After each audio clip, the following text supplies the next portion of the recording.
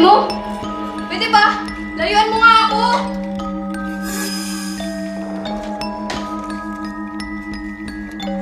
Ay, saan ka magpunta?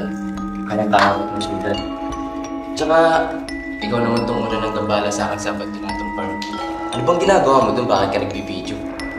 Nagbablog para magkaroon ng views, sumikat, tsaka kumita ng pera. Nagbablog? Nagbablog? Yung magbibideo tapos ipopost sa online. Online?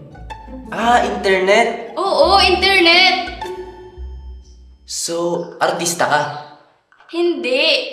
Vlogger! Ilan na ba ang tagapanood mo? 11,000. Kaya nga ako nagbibideo para mas dumami pa. Aha! Alam ko na. Kapag nasolve mo yung case ko, sigurado marami manunod sa'yo. Marami pa susuporta sa'yo. May point ka. Kasi lahat ng lumalabas sa FYP ko, puro nawawalan sa bungeros. At ang daming views pa.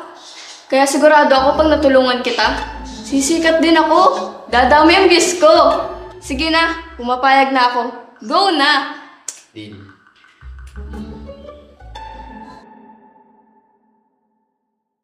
Hi guys! Ngayon, nandito tayo sa abandoned farm.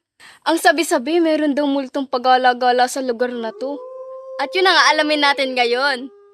Pero, kung totoo man na may multo rito, ano kaya ang dahilan ng pagkamatay niya? Kaya guys, stay tuned for more updates. Bye-bye! Uy, may iba pa bang multo dito sa farm? Wala na. Ako lang. Tara na, pumasok tayo. Tara na.